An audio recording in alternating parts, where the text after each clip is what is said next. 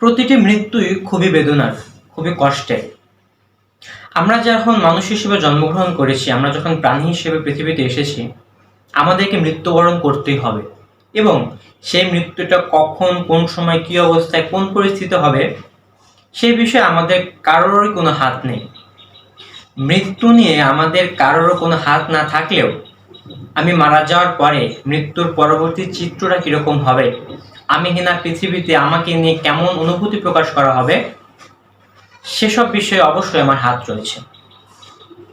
এখন বর্তমান কোটা পরিস্থিতি বা কোটা সংস্কার আন্দোলন নিয়ে যে আন্দোলন চলছে, এই আন্দোলনে প্রতিনিয়তই অসংখ্য মানুষ, বিভিন্ন বয়সী, বিভিন্ন শ্রেণী পেশার মানুষ মারা যাচ্ছে, অসংখ্য প্রাণ ঝরে যাচ্ছে। এই প্রাণগুলো যাওয়া কখনো আমাদের জন্য আনন্দের নয়, কখনো আমাদের জন্য সুখের নয়। এই প্রত্যেকটা মৃত্যু আমাদের জন্য ব্যথার, প্রত্যেকটা মৃত্যু আমাদের জন্য শোকের। তবে এই মৃত্যু নিয়ে বর্তমানে আমাদের মাঝে দুই রকমের মনোভাব তৈরি হয়ে গিয়েছে। একরকম মনোভাব হলো যে এক শ্রেণীর মানুষ মারা গেলে, এক শ্রেণীর মানুষ মারা যাওয়াতে আমরা খুবই দুঃখ, খুবই শোক, খুবই ব্যথা প্রকাশ করছি, ব্যথা অনুভব করছি। এবং অন্য শ্রেণীর মানুষ মারা যাওয়াতে আমরা আনন্দ, উল্লাস, আমরা আমাদের খুশি প্রকাশ করছি। দেখেন, আমি আগেই বলেছি যে কোনো মৃত্যুই আনন্দের নয়, কোনো মৃত্যুই সুখের নয়। প্রত্যেকটি মৃত্যুই ব্যথার, প্রত্যেকটা মৃত্যুই যন্ত্রণার। তারপরেও এক শ্রেণীর মানুষ মারা যাওয়াতে আনন্দ প্রকাশ করা হচ্ছে, আর এক শ্রেণীর মানুষ মারা যাওয়াতে শোক প্রকাশ করা হচ্ছে। এবং এই কোন শ্রেণীর মানুষ মারা যাওয়াতে শোক প্রকাশ করা হচ্ছে এবং কোন শ্রেণীর মানুষ মারা যাওয়াতে আনন্দ উল্লাস প্রকাশ করা হচ্ছে, সেসব বিষয়ে আমরা সবাই অবগত আছি। এসব বিষয়ে আর বিস্তারিত না বললেও আমরা বুঝতে পারি।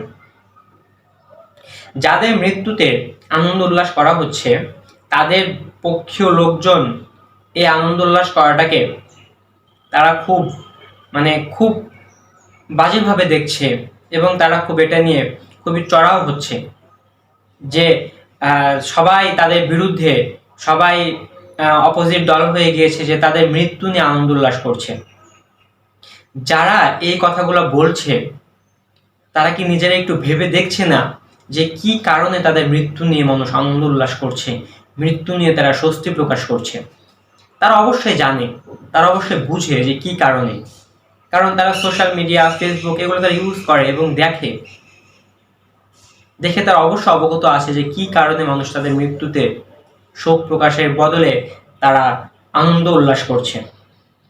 তবুও তারা এই বিষয়টা নিয়ে কখনোই তারা শিক্ষা গ্রহণ করবে না। এটা থেকে তারা যদি তাদের নিজেদের ফেসবুকটা খোলে, তাহলে সেখান থেকে তারা নিজেরাও দেখতে পাবে যে তাদের প্রতি মানুষের কিরকম মনোভাব, মানুষের কিরকম বিতৃষ্ণা, মানুষের কিরকম অভক্তি, মানুষের কিরকম ক্ষোভ, এটা তারা নিজেরাও জানে।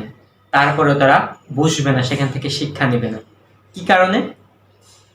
কারণ একটাই, তাদের পদ পদবি, তাদের অবস্থান তাদের ধরে রাখতে হবে। আমি বললাম যে কোনো মৃত্যুই কখনো আনন্দের না, তারপরেও ওই শ্রেণীর মানুষের মৃত্যু নিয়ে আনন্দ উল্লাস করা হচ্ছে, ওই শ্রেণীর মানুষের মৃত্যু নিয়ে সুখ প্রকাশ করা হচ্ছে।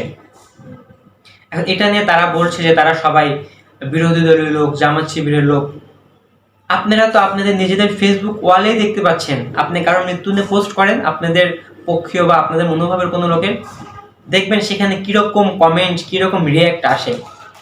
এখন আপনি যদি বলেন যে তারা সবাই জামাত শিবির, তারা সবাই বিএনপি, তারা সবাই জঙ্গি সংগঠনের লোক, তাহলে আমার প্রশ্ন আপনার কাছে, আপনি যে এত দিনেও আপনার ফেসবুক ওয়ালে আপনার মনোভাব সম্পন্ন কোনো লোককে অ্যাড করতে পারেননি, যারা তাদের মৃত্যু নিয়ে আনন্দ প্রকাশের বদলে তারা শোক প্রকাশ করবে? এটা অবশ্যই আপনি পারেন। আপনি বোঝেন যে কেন তারা এবং কোন শ্রেণীর মানুষ এবং কত মানুষ আপনাদের মনোভাব পোষণ করে এবং কত মানুষ আপনাদের বিরুদ্ধে আচরণ করে। তারপরে আপনি তাদের এই বেশি সংখ্যক মানুষের বিরুদ্ধে আচরণ করবেন কিসের জন্য? একবার ভাবুন যে আপনি মারা যাওয়ার পরে আপনার মৃত্যুর পরবর্তী চিত্রটা কিরকম হবে, আপনার মৃত্যু নিয়ে মানুষ কিরকম মনোভাব পোষণ করবে। আমরা ছোটবেলায় একটা কবিতা প্রত্যেকেই পড়েছি।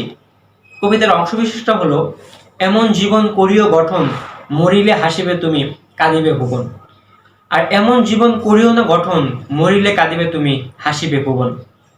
তাহলে এখন সিদ্ধান্ত আপনার যে আপনি মারা যাওয়ার পরে আপনার মৃত্যু নিয়ে মানুষ শোক প্রকাশ করবে, ব্যথিত হবে, নাকি আপনি মারা যাওয়ার পরে আপনার মৃত্যু নিয়ে মানুষ আনন্দ উল্লাস করবে এবং ক্ষোভের বহিঃপ্রকাশ ঘটাবে? সিদ্ধান্তটা একান্তই আপনার।